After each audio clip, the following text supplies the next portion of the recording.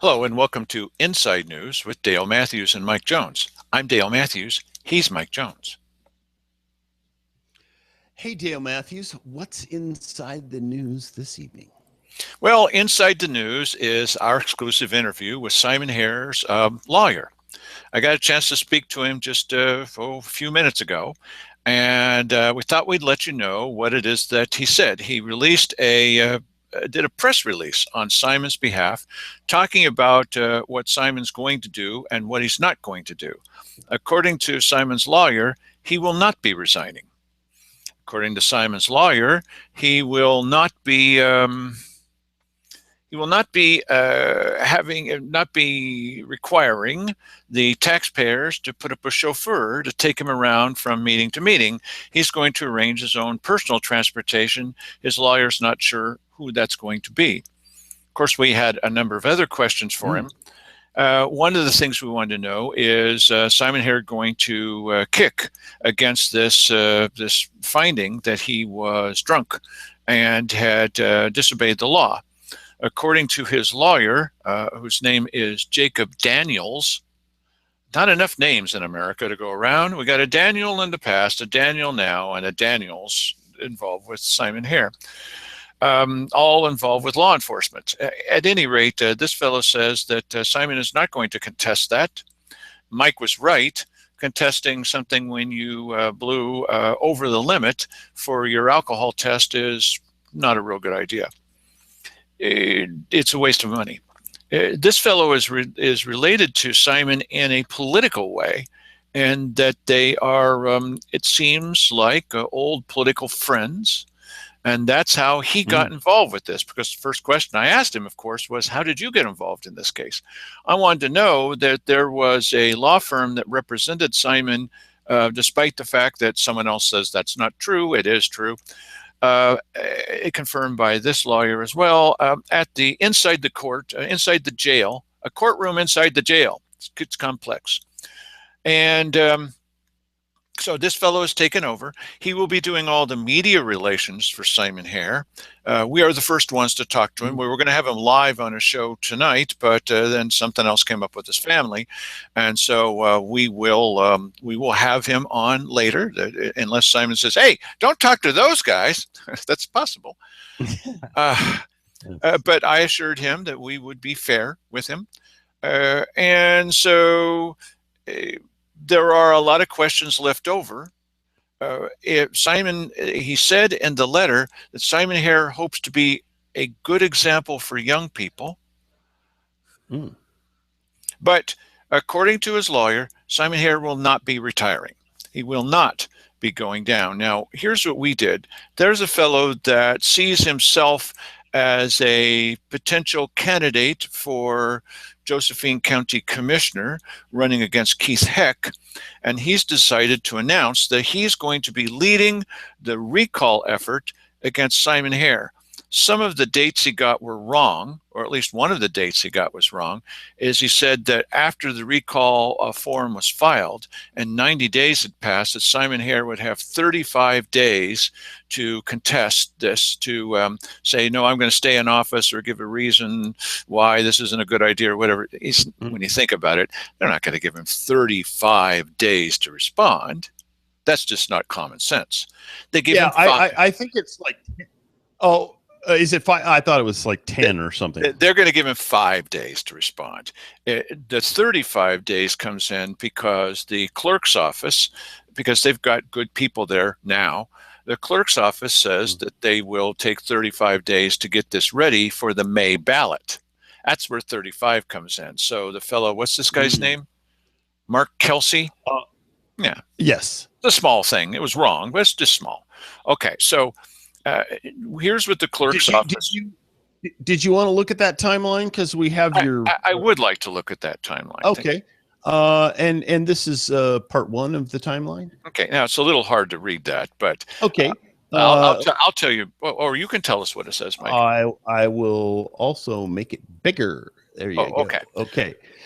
So if citizens favor a May 2016 recall, potential dates by county clerk's office, mathematical projections by Dale Matthews. Yes, thank you very much.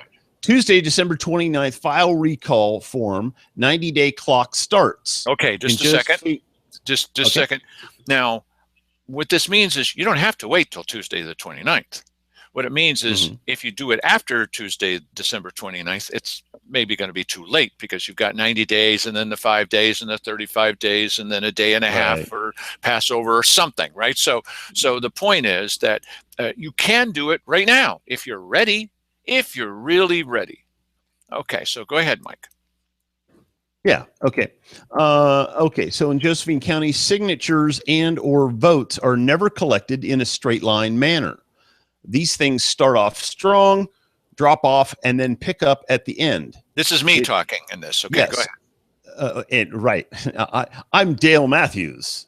Yes, right. Yes. Yes, you are. In the form of an inverted bell curve.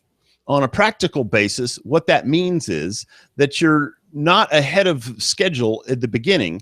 If you're not ahead of schedule at the beginning, you're not going to make it. In other words, you want to be there and you want to be deluged with people wanting to sign your petition in the beginning. And that is the indication that you're on track. When it slows down, that will be the norm for the middle of this. And then you're going to get deluged again at the end. Is that generally it? That's generally it. So let me tell you then on the second graphic, I'll tell you what this says. Now, there is a story out there that it's a little over 5,000 signatures. What the clerk's office told me that it requires 6,000. Whatever, we'll find out. I mean, we've still got some time left. So for safety, it's always suggested, we know a little bit about recalls. For safety, it's always suggested that you get 25% more signatures than you need. So 8,000 signatures could potentially yield the required 6,000.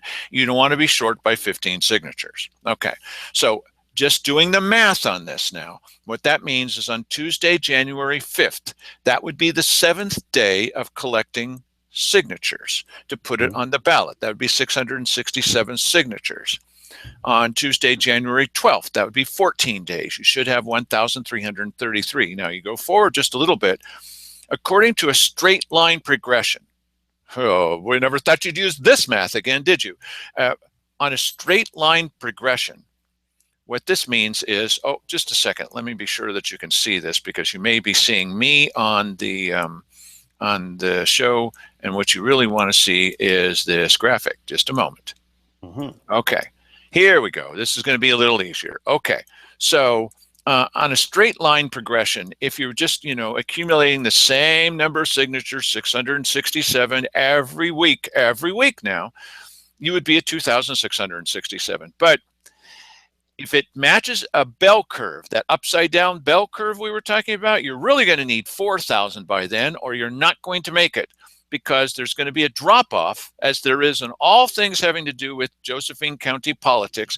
There's a drop-off in the middle. You get a bunch at the beginning, like votes, and a bunch at the end, and nearly nothing in the middle. So then keep going, and then by March 1st, you need about 6,000 signatures out of the 8,000. Okay? Now, the way that I figured it out is the smart thing to do, in my opinion, is that you're all done with 1 week to go. So the 90th day is the last week, and for safety, you're all done by March 22nd and not March 28th. And then the clerk's office will need 10 working days now, not calendar days, to verify the signatures. And then they give Simon Hare 5 days to resign or submit a letter of justification of why he's not going to resign. Well, I think he's already done that a couple of times, but okay. Yeah. And then the clerk's office gets 35 days to prepare the ballot. With the ballot being issued, or actually the voting day being Tuesday, May 17. There are a couple of, it's the middle of May, there are a couple of things about this that are still somewhat question marks. We'll get the very latest and closest details that we can, and the number suggestions to you probably Monday, where the clerk's office is going to be up and running again. And we'll tell you as much as we know. It's not because we're running the recall, okay, because we don't do that, but because we want to be helpful to the people who have decided that they want to do as they say, one thing or another. Mike? Yeah. Well, this is going to be an interesting thing to watch. I would encourage this person to take full advantage of social media and listen. We saw this go last time, and there was kind of a late start on it, and then it was full on after the goal. But here's the problem. If Art Harvey or any of his what's the right way of putting it, Minions, any of his minions, or if there's any substance of Art Harvey left lingering in the room, you're going to want to make sure. Listen, you got to be sticklers about these signatures. They have to be done correctly. The people have to be registered to vote. You as the person collecting, or each agent that you have collecting the signatures has to sign the back of that form. If they don't, it's going to be thrown out as invalid. Now, I'll tell you why we saw a lot of this. Why we're saying that is in the recall of Sandy Casanelli, Art Harvey, this is provable. I mean, we've got it. Art Harvey was, let's say, lax in enforcement of that, and he let it go 646 times. That's 646 sheets, not signatures. Yes. Sheets of signatures. Sheets full of signatures. It's essentially most of the recall that was completely invalid. And they weren't signed the way they're supposed to be. Yeah. Now you jet forward to Sherrill Walker, and he was precise down to the last possible dotted I variable. And yes. T. So that's what we call the 56 mile an hour rule. It's always been the rule. In certain areas, you drive 55 miles an hour, but you're driving 56, 57. The police aren't going to take the time to pull you over unless they don't like you. Yes, right. At which point that's quite true. You are going over the speed limit. So they're not going to enforce it at all on, let's say, a county commissioner, Sherrill Walker, that's following too close to somebody else. But they're going to enforce it completely and have 3 officers out there following Mark Seligman around because they don't like him. Right. Speaking of Mark Seligman, I think he did one of the very best summations of a case, which we'd hoped to do with Simon's lawyer this evening, summations of a case that I've seen him do. Little heavy at the beginning and end. I'm running for county commissioner. You know, I am too, but I don't mention it to every dog that passes by on the sidewalk. Woof. But he did a real good job, We criticize politics here. That's what we do. Just relax. I think he did a real good job in summarizing this. This little speech he made at the weekly business session on Wednesday is quotable. Mike, let's let him have his say. Good morning, Commissioners. Mark Seligman, Selma, Oregon. I'm a candidate for County Commissioner, position 3. The most important thing about being a county commissioner is integrity. You can always teach an individual the job. You can never teach an individual integrity. We elect county commissioners because we trust in their judgment. You don't know what's going to happen a year down the road, 2 years down the road. We need to elect people and have people in office that practice good judgment and that we can trust. We don't have that right now. Unfortunately, Simon Hare is the most glaring example of what we don't have. Now, what I want to know is, he went up there on county business. He was, on a Friday, he was being elected vice president of the Oregon, whatever it's called, the Oregon Counties Association. You would think, when you're going to get elected, or think you're going to get elected the next day as vice president of a pretty prestigious position, you're not out drinking. You're preparing your speech. At least that's what I would do. Now, yes, he's apologized, and he said, this is not going to prevent his performance of his duties, et cetera, et cetera, et cetera. Simon Hare has lost the confidence of the voters and of the entire electorate of Josephine County. I have 2 questions at least for the county commissioners. Number one, and I back Joseph Rice, and I back Vivian Kilpatrick, as I'm sure countless others will back them. Will you censure him? In your comments to us later, please tell us if you will or will not censure him. On January, I believe he's up for chairmanship. Are you two going to vote to not permit him be the chairman? Is this just another violation? This is the worst board that this county has had in 20 years that I've lived here. Failure to censure him will be just another example of the problems that we're having. This board has already had open meeting violations, ethics complaints, supportive taxing levies against the public, reduction of public speaking, predominantly Simon Hare when he became chairman. We almost had a recall of Cheryl Walker. We had a public nuisance ordinance that was voted 80-20. Cheryl Walker was a prime architect with that and Simon Hare. How long are the citizens of Josephine County going to permit this type of behavior to happen without some strong actions by at least the present two? I'm running for county commissioner. You would never have this kind of action with me. If I had a member that would do this, I would immediately censure them. I'm glad you're disappointed, Commissioner Heck. That's something, we're all disappointed. But this needs to go beyond disappointment. We need direct action. So I want to know if you're going to let him be the chairman and what you're going to do about it, short of just disappointment. Thank you. Mike, tell us a little bit about, tell us a little bit about censure and what that sounds like it means and what it actually means. I mean, it sounds like it's something official. It actually, official. It would probably be issued on a letter, and it doesn't really mean anything.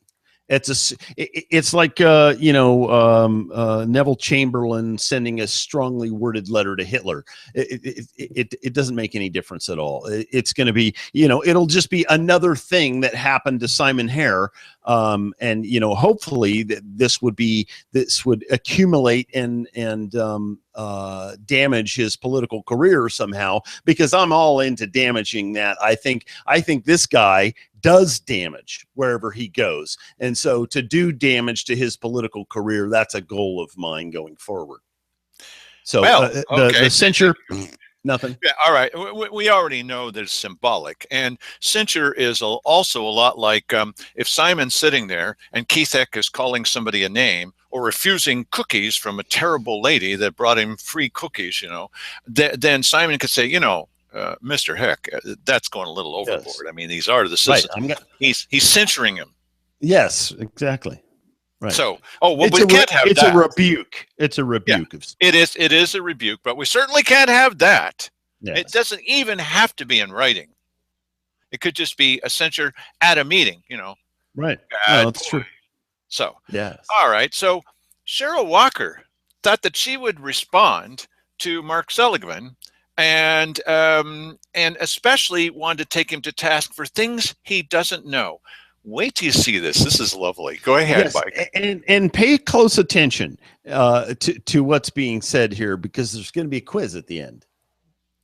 Mr. Seligman, you made quite a stump speech there. I would hope that if you're going out making speeches to campaign, that you will stop doing the criticism and start telling us about your abilities and accomplishments. Look at Keith.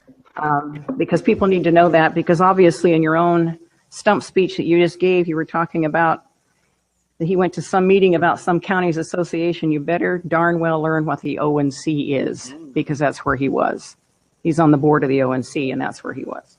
So that is a big part of being a county commissioner, is to knowing what organizations are the ones that are working for you, that are lobbying for you at the state level and in Washington, D.C., because if you don't know who those are, you won't be able to represent the people of Josephine County, because those are the ones that have the power that help support us. That's right. I agree. Cheryl represents you. Go ahead, Mr. Chair. Oh, no, let it go. Excuse me, I'm sorry. I did want to say that Commissioner Hare today is at a forestry meeting, the not secure, that's all that's coming to mind. It's a forestry organization of Northern California and Southern Oregon, and they're meeting in Medford today, and that's why he's not here. Besides explaining why he's not there, hey, weren't you just saying if you don't know this, you shouldn't be a commissioner? It's some forestry organization of Something having Northern to do with all California. of Northern California and Southern Oregon, but I don't need to know that because they are representing us, and it's a pretty important issue. Yes. Really? No. Listen. That was Cheryl Walker That's classic Cheryl Walker. In a nutshell. That was all in a nice little package. Thank you, Cheryl. Well, I just had to put that up front because I think that Mark did a really good job, especially that list that you've done this and this and this and this and this and this. Isn't it interesting? The people who were there, it wasn't on the agenda, of course. Oh, now the city council is going to get all upset. It wasn't on the agenda, but people there, of course, wanted to talk about Simon Hare. And what is it that these characters get all worked up about? Why, you didn't say the words right. Really? Is that what this is about? Really? Tomorrow night we're going to be playing back a whole thing where they attack the state ethics idea and that they had done anything wrong. They went back to that. I can't believe they're going back to that. Shut up. Stop bringing it up, because every time you say, well, it really means nothing, and then we caught them breaking the law at the end of the meeting. We're going to love to show you this footage. It's delicious. Okay. We're going to put it out also as a separate video so that you can see, here's what they're doing. Right after saying it doesn't mean anything, then they're right back to breaking the law again in a quorum and talking about county business. They can't help themselves. There's no cure for these guys except goodbye. They just can't stop. For the life of them, they can't stop, just like Simon was not able to do. Cannot stop. Okay, so now we're going to go back to, just had to play that for you. We're going to go back to some of the commissioners' responses from this meeting, and let's see what they had to say, Mike. We'll play as much of it as we can within our 45 minutes. And does this begin at the head of that particular It begins video? at the head of that particular video, yes. Okay. All right. Well, here we go. I do not know of the legal possibilities. I mean, with Josephine County having its unique twists on things, as far as the censure aspect goes, I'm not sure. I have asked, but I have not yet gotten a response back. As soon as there's a response back, we'll have to make a decision on whether to follow through on that or not. But I have not received any kind of definition. Is that legally possible for us to do with an elected official? I don't know, but we'll try to find out. All right. Sorry. That's stupid. That just is. Whether it's legally possible. Come on. We're not talking about a mandamus or some other kind of thing here written in Latin. A censure means, we don't approve of what you did. Is there anybody? Yeah, there's a couple of people who approve of what he did. It's a mystery to me, but they're not going to go on the record. Mike? Yeah, I've seen some of those people, and they don't. The people that I have seen, they don't say that they advocate for what he did, but they just don't want to find any fault with him because we all have faults. And yes, but we're not all commissioners of Josephine County. I think that's the point there. I mean, listen, we all fall short of the glory here, and we're all trying to get along in this world, and we're all going to make some mistakes. There isn't any question about that. And I'm not saying, listen, I can forgive Simon Hare. I'm full of forgiveness, but that doesn't mean that. And you can forgive the burglar that broke into your house and shot your wife if you want to. You're certainly fine with doing that, but that doesn't mean that you have to let him continue to be an outlaw. You can forgive him while he's sitting in a jail cell serving his debt to society. And I'm not suggesting that Simon Hare go to jail. I'm just suggesting he not. Well, he already has. Commissioner. Yeah, he already has gone to jail. Yeah, yes. Right. I'm just suggesting he shouldn't be our commissioner, and anybody who has this clear. Questionable judgment shouldn't be making big decisions for us. Well, I'm going to be even more generous than you. Okay. Keep him in jail. Throw a couple of strippers in there with him. That is generous. Yes. All right. Yes. Next quote. Okay.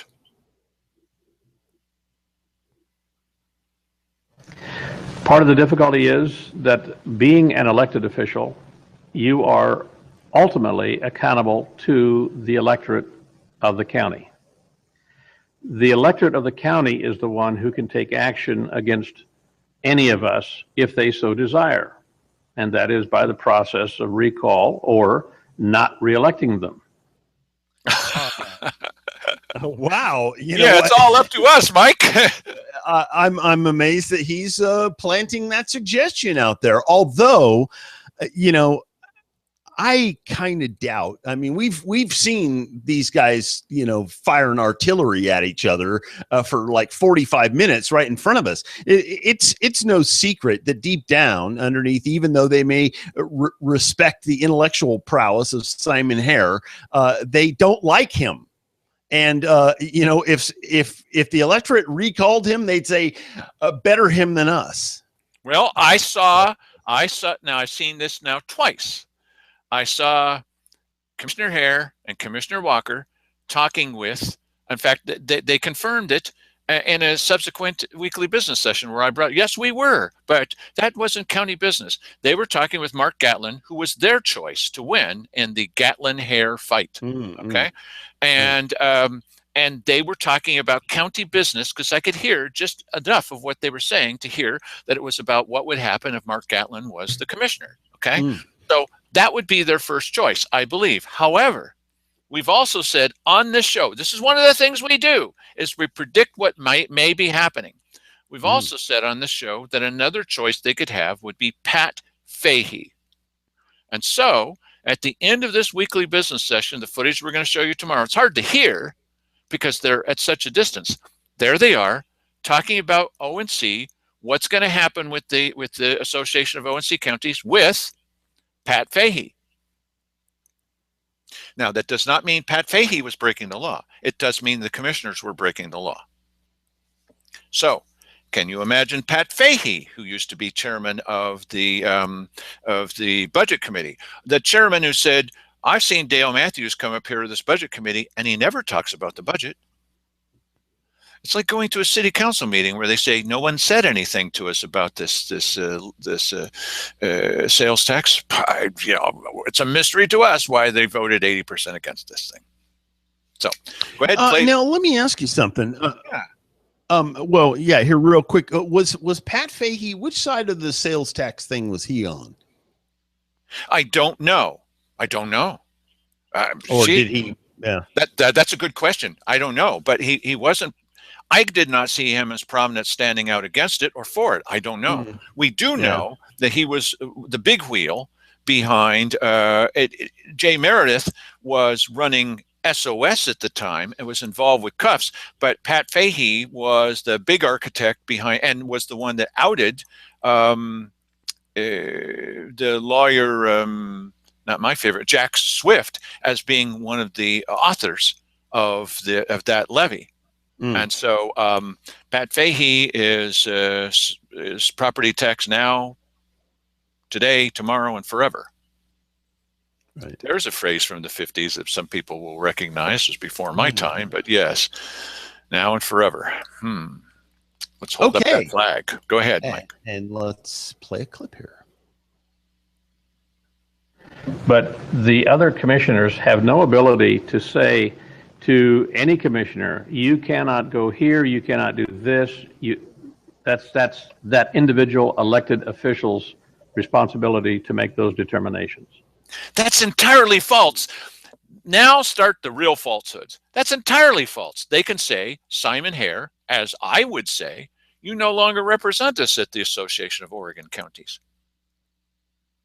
Association of O&C, there's Association of Oregon Counties, and well, you never. Now I'm doing it. And then there's the Oregon and California Railroad, O&C. Yeah. There's the B&O Railroad, the Reading Railroad, the short line. Railroad. Short line. Right. Yes. So I have owned all of those before. They're not very profitable, by the way. Well, you know, along that line, I've got a little gift for everybody here. Wait till you see this. This is delicious.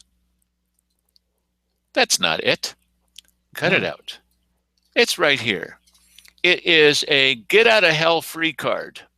Ah, And all you need to do is blame the citizens. Ah, okay. That's what they're doing here. They're blaming the citizens. Why it's all up to you, citizens. We can't do anything. We're not asking you to do. And nobody said this. So this is the kind of thing Cheryl Walker said. Why people are saying we got to no. Nobody is saying that. There's nobody saying that you what kind of lunkheads are telling you? Why would you pretend that people are saying you must throw Simon Hare out of office? None of us are that stupid. Yeah. But yes, you can restrict his travel by saying you no longer represent us. Don't go to a So Ready meeting. Don't go to this meeting. Don't go to that meeting. Cheryl, get off of the board of So Ready because you're the one that votes to give them money. You could have done that all along and you never did you? Of course you can do that. You're no longer the liaison. Yes, Mike has a telephone call, so while he handles that, I will blather on for a little bit. Well, let's just play a video. Okay, we can do that. I assure you, I never derive my identity or my accomplishments from whom I'm married to. And he is insulted by such comments. You're not the first one to say it. There have been others that have said it. But I graduated from high school when I was 17 years old, and I went to work, and I worked my way through school. It took me 10 years to finish a college education, but I worked for it. And towards the end, because of my academic accomplishments, I had academic scholarships for the last 2 years, all while I had 4 children as well. So I worked very hard for it. I worked for the U.S. Department of Agriculture in various capacities, most recently as an administrative law hearings officer. I know there's someone that made a comment or wrote a letter or something the other day that this board needs to have somebody that's legally trained. I'm legally trained. I adjudicated cases for 9 years as administrative law. So we do have that kind of experience on this board. I didn't marry my husband because he's a doctor or because he has money. I had my own career. I have my own savings. I had my own accomplishments that I'm very proud of. He has supported me in everything I've ever done as far as encouragement, being there for me when I needed it, being there to support any activity that I wanted to pursue based on my ability, not because he had money to do it.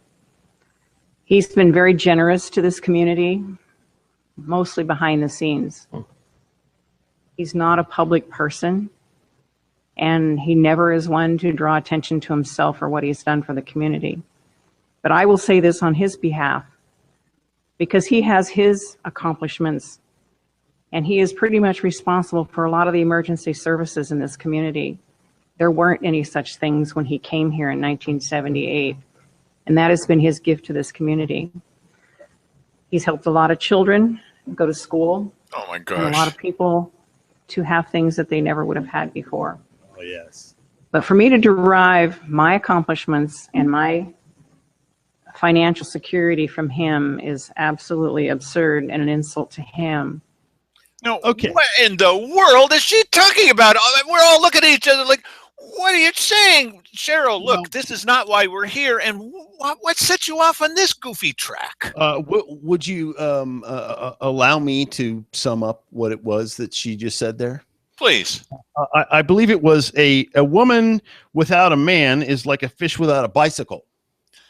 That's what I think she just said there, and that's where her inspiration comes from. By the way, that'd be my guess. And we also learned something else in there that is very, very interesting. I didn't even hear it before when we were talking about this, but she was an administrative law judge. No wonder why she's such a With the stick up. Yes. I mean, this person lays the administrative rule on people, and bam, there you go. Like it. This started because someone had gotten up and said, it's easy for you guys because one of you has retirement to call on and another is married to a doctor. Yeah. And so that probably means that you're going to be members of Rotary Club because there's a financial means test before you can get in there. No, there isn't. Yes, there is. Shut up. Okay. Yeah, so, I don't know. So she goes off on this thing about well, my husband and this. Cheryl, Nobody cares. That's not what this is about. Yeah. Stop giving us a lecture about the children. I mean, what? Yeah. We're all looking at each other like, why is she doing this? Yeah. Why are you doing it? No, it was another opportunity for her to, talk about herself. And the interesting thing there was she could have just let that whole thing go. She would have been better off not saying anything about it, because now here we are, we're analyzing it because she said it. If she hadn't said it, we wouldn't be analyzing it, and we wouldn't be pointing out how stupid it was and then playing Mark Seligman and going, that was her response to this guy. All right, look, the most important thing about this speech that she made and our reaction to it is not that she shouldn't be proud of her husband and whatever her accomplishments are. No, that's not the most important thing. The most important thing is, how many times have you heard all three of these county commissioners saying, these citizens, the bosses, they just get up here and say anything they want to. This is a business session. Yes. And we've had people from the Democrat Party, especially, why, this is supposed to only be about business. You should not say anything negative. Why, this is business, business, business, business. What did she just spend all these minutes talking about? Herself and her husband. Hello, Yeah. Cheryl, it's a business session. That's why we're saying this. Next clip.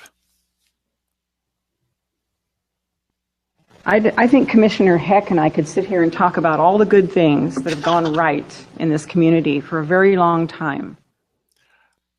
Yeah. What a lie. Oh my gosh. Well, no, listen, she would ramble on because, listen, success in her mind is different than it is to us. Clearly, she has a whole string of things that she thinks is great success. In fact, it seemed to me, none of them come to mind. Yeah. Well, but if you think of manor development, you remember how they went on ad nauseum after that about how great it was that they did that. And even though the whole thing blew up, we were really great for doing that. And what lessons we learned, what not. He actually said what not to do. What not to do is the lesson. Yeah, that's what they said. Yes, we learned what not to do. It's on the job training here. We learned what not to do. And Cheryl says, I've driven through the downtown and people are looking around saying, look at all these boarded up shops. I see nothing but opportunity. She sees nothing but opportunity, Mike.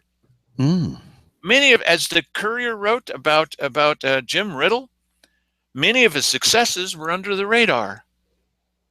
Really? Yeah. Well, listen, I understand how it works in the economy. I worked as a contractor for years. It's feast or famine. I mean, you're doing good when the economy is kicking, and then when it's not kicking so much, then you do other things for a living while you're waiting for the economy to come back. So I understand how those cycles affect everybody in business. Now, a local government here, there are a number of overlords above them that are restricting business from doing business all over the country. And so they have very little control over a little bit, but the little bit that they do have control of, they should seize control and release control back to the people that make the economy work, which is everybody except the government. So if you want the economy to get going, that's how you do it. As much as government has any control over that, get the heck out of the way as much as possible. An empty building is an opportunity for somebody to move into it. But you want to move into it in an environment where you believe that people have disposable income to spend on whatever it is you plan on selling out of that venue. This isn't rocket science at all. I can be happy and positive too. Having three awful commissioners, worse than I've ever seen too, is a wonderful opportunity for good commissioners to come in. Okay, that's happy and positive. Let's spin it that way. Okay, but in the meantime, we have to live with whatever goofy ideas they come up with, and we have to watch them and be sure that we stop them. Well, you're stopping it before we even started. It's only a DRAFT. Yes, we're stopping you. Yes, we're watching you. Yes, we're holding you accountable. We hate to be held accountable. Yes, we know that. Wow. I mean, when you think about it, and in the past couple of years, the number of things that we have headed off at the pass. I mean, these people would have a much worse reputation than they do now had we not stopped them from doing a bunch of bad stuff. I tried to stop them at that illegal meeting they were having, and Wally Hicks got them off the hook. Oh, no, it's going to be okay. No, it's not. It's not okay. They're breaking the law, Wally, and he's the lawyer. No, it's okay. Go ahead, break the law. No, that's a paraphrase, obviously. No, it's not okay. And all they need to do is blame the citizens, and then they literally get out of jail free. Oh, we're going to play some stuff for you. Wait till you see some of the stuff. But Mike, I think we skipped over a couple of clips because one of those that I said we were going to play tonight, I don't think we even played that. We started out with the clips at the end of that insert. I'm sorry. Then I went all the way back to the beginning, and we still have like another minute and a half until we get up to let's where play we a little started. bit more, minute and a half then, please. My mistake. The department heads that we have in our community, we work very carefully when one retires or goes on to another opportunity, such as Mr. Harvey's doing. But those who move on to other endeavors, we work very hard to find someone that will not only be able to do the job, because you can find people to do a job, but we want them to fit into the community. We want them to understand what the community is. What? So we work very diligently to make sure we have department heads that are not only accomplished in their work or their academic careers, but have the ability to serve the people in the community and provide the services necessary on a shoestring. This is all complete BS. It's complete. Yeah. They can't find people to do these jobs. So they're happy. I'm there at the meetings. I sit in these meetings for you. Is that what happens? Absolutely not. They're delighted when they can find anybody at all who's willing to work with them. And they're not saying, gee, I don't know if you would be right for the community. What? Yes. I mean, that is... it makes me feel like saying the real words, but let me just say that's complete and utter BS. Barbara Streisand. It is awful. That's awful. They don't do that. What test do you give somebody to see if they are capable of fitting into the community? What is that examination? Give them the Dan DeYoung test. That's the test you ought to give them. If they can listen to people telling them stuff and then they don't hear it, then you should hire them because, well, then they'll fit in. Then they'll fit in. They'll fit in with the commissioners. Well, certainly they're going to do that, but we try to see if they will fit in with the community. And she actually said, we don't want just someone to do the job. We want someone to fit in with the community. What a royal bunch of, remember the fudge in the middle of the chocolate swirl? That's pure fudge in the middle. What a lie. What a lie. Jeez, that's just awful. That's more than bureaucracy speak. That's just bleh. Yeah. Go ahead, Mike. For public consumption. Golly. Now, the criticism as far as levies or opportunities or ordinances or whatever we put forward, that is our job, is to make those opportunities available for the public to vote on. It's also our job, when we see a problem, to try to solve the problem. And if the public doesn't like it, then they can step forward and do something about it. And they've done that in this community. There's nothing wrong with that. We're going to. Absolutely nothing wrong with that. That's the way our process works. Oregon was unique in having its initiative and referendum process. In fact, the rest of the United States calls it the Oregon Plan. So our government's working. And I think that's a very good thing. It's working. It's working. But when the citizens, when she kept pressing forward with the 4 junk ordinances, that even Simon Hare said, no, this is a bad idea. We were all saying this is a bad idea. This is not going to make it. What the citizens did on the Oregon Plan is they stepped forward and they had to organize, and they had to spend money, and they had to try to get it on the ballot. But she didn't want there to be a voters pamphlet. Remember that? Yeah. No, there can't be a voters pamphlet. So she was going against the process. The reason it was defeated, the reason her and Keith Heck's brilliant plan was defeated was because the citizens said no in huge letters, and it was defeated by 80 to 20. This is not a process working. This is a process that took place in spite of their crazy plan, which we told them not to do. So, Yeah, this is the indication of how wonderful America is. No, you are the worst possible example of how wonderful America is. Yeah, the beginning of this clip. Let me see if I can. What a bunch of malarkey. Yeah, listen to the beginning of I have to this. sit through this every day with them and not reach forward and go, stop. Okay, so listen to the beginning of this clip. I'm only going to play just a little bit of it, and this is I wholeheartedly reject her interpretation of what their job is. Now, the criticism as far as levies or opportunities or ordinances or whatever we put forward, that is our job, is to make those opportunities available for the public to vote on. It never stops. And what's hard about this show is we take something like this and we break it up after maybe every couple of sentences. This you could break up after every few words. Yeah, you know what? I'm just a small government guy, so more rules to me are bad rules, and you only make more rules when it's absolutely necessary to make more rules. Have they passed an ordinance? Is there? No.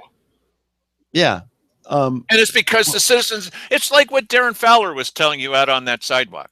Well, I'm glad we gave the people an opportunity. We're giving them an opportunity, Mike. It's just an opportunity. And Mike, also, as Simon Harris says, people say this is my levy.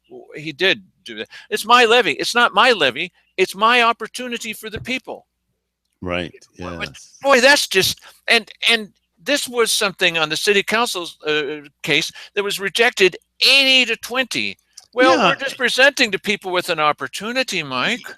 Okay, but you're supposed to be presenting the people with an opportunity that's something that they might agree with. There was plenty of people that came into the city council chambers and told those people it would not have been very hard for them to glean that, hey, this is not very popular, but they couldn't see that through their want of a particular result. And that's what the problem is with the city council and with these people. It's the same disease.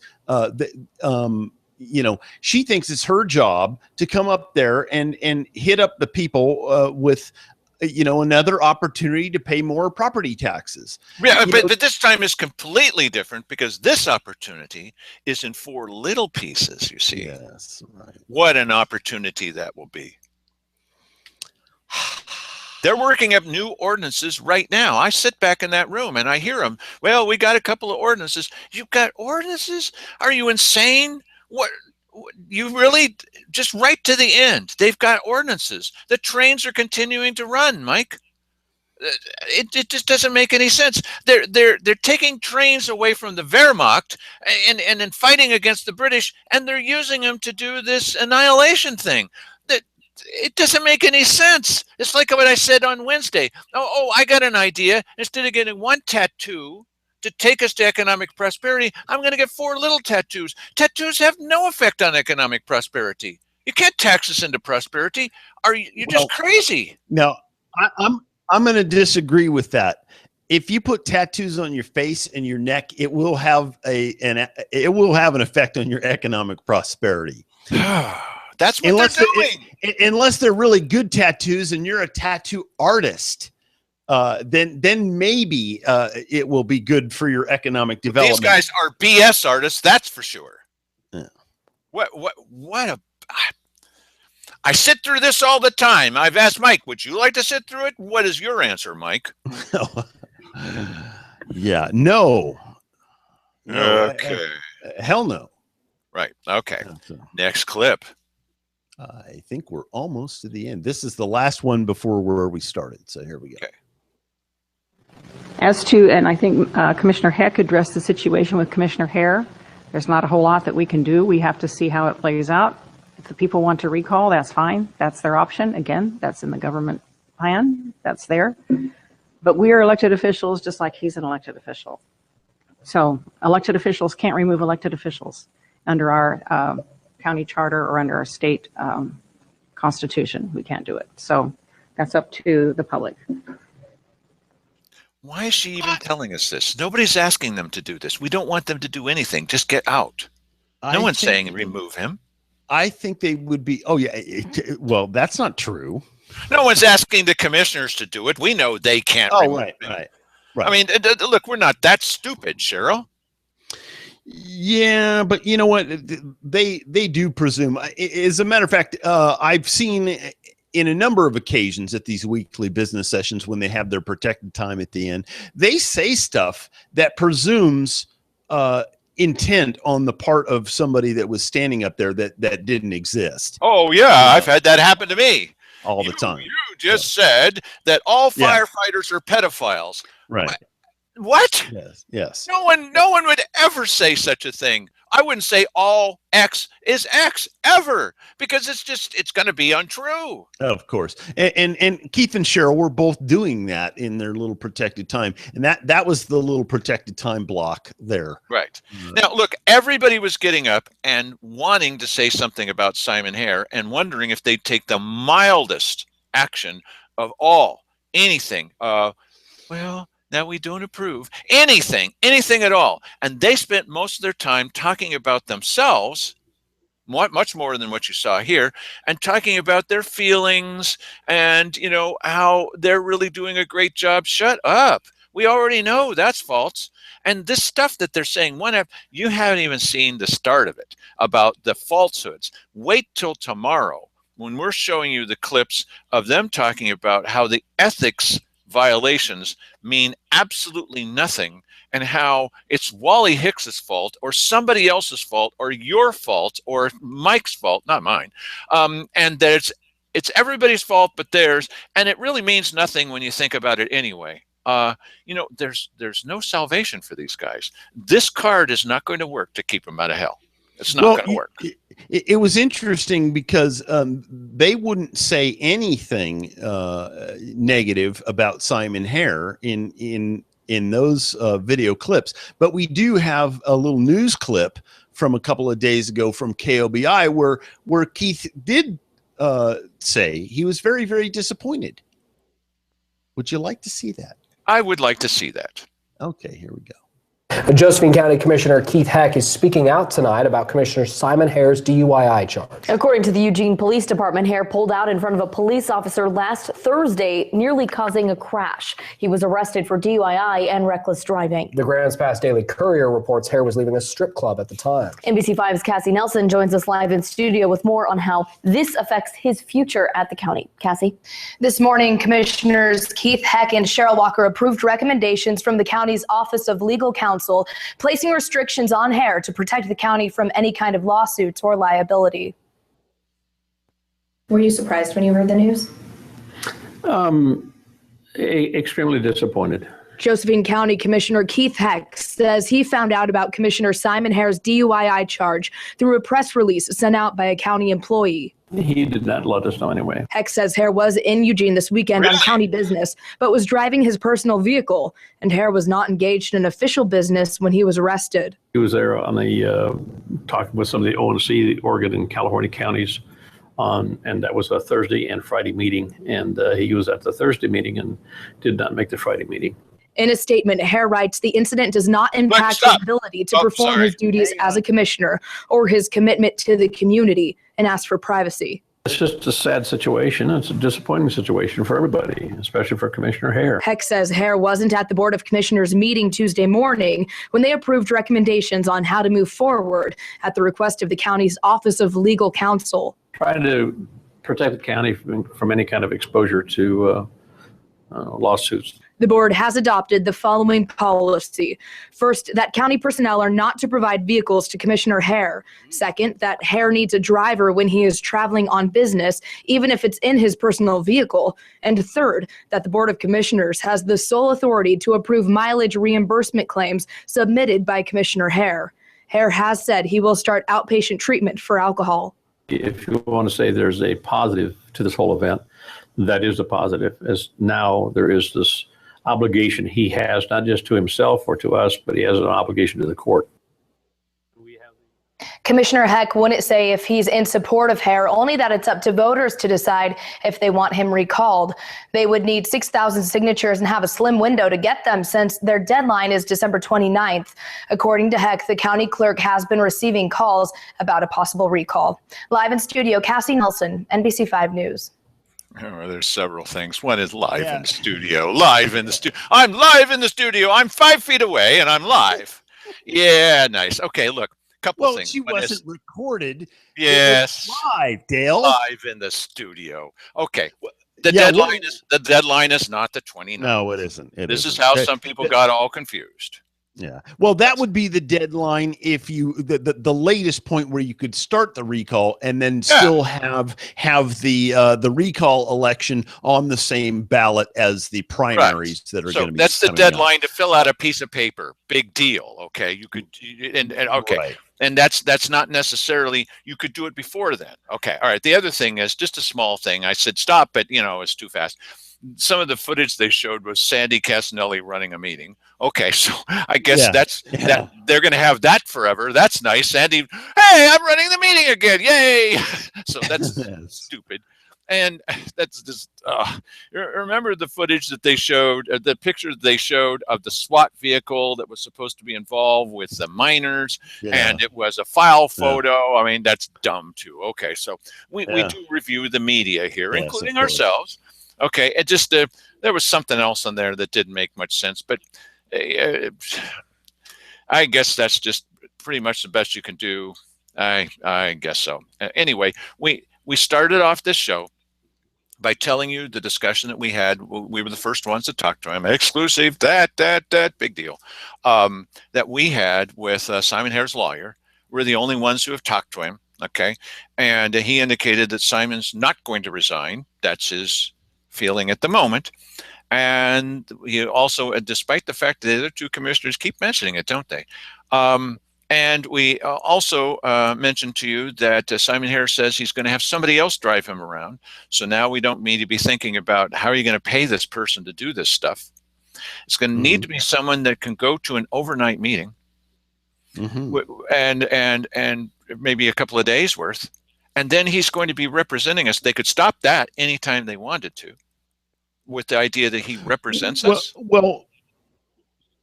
And it seems, though, in that little press release from Simon's attorney, that he is going to be hiring the person, and that it's not going to be, part of the county payroll or whatever. So, they could have whatever sort of arrangement that he wants to do there. That's probably a friend rather than hiring somebody. That would be my guess. Go ahead. Right. Yeah, and then that makes actually great sense. What makes more sense, of course, is just getting rid of Simon Hare. But if you're going to have Simon Hare, better to have Simon Hare with his friend driving than somebody that we're paying for and, per diem and overtime and rotation to another union employee, et cetera, et cetera. And you come back and you got to do your work. Well, if you have an understanding girlfriend or an understanding wife or both, there's a potential that, one of them can give you a ride somewhere. Okay. And stay with you and not have to have a separate hotel room. Or stay with friends everywhere you go. Friends. Yeah, okay, whatever that is. And so that's who this lawyer apparently is. Looks like he's a friend of Simon's, or at least a political accomplice on things. You got to get your words just right. Accomplice? I don't know what to call him. We will get a chance to talk with this guy sometime in the future, unless Simon says, don't talk to those guys. Oh, no, they're out of control journalists. Out of control? What does that mean? Out of control. We're not under their control. Now, are they going to proceed? Of course they are. With their writer, with their hired journalist is going to write happy articles about them? and pay to put it in the newspaper if they have to? They need it now more than ever, right? I would think so. Yeah, buddy, the news is hopping. So we're constantly changing with not our minds. We've got political candidates who are doing that. We're constantly changing what it is that we bring to you because the news is moving fast and furious, buddy, and we're a year away from the main election, and it's already all taking place. So screen capture this thing, use this to get out of hell with our compliments.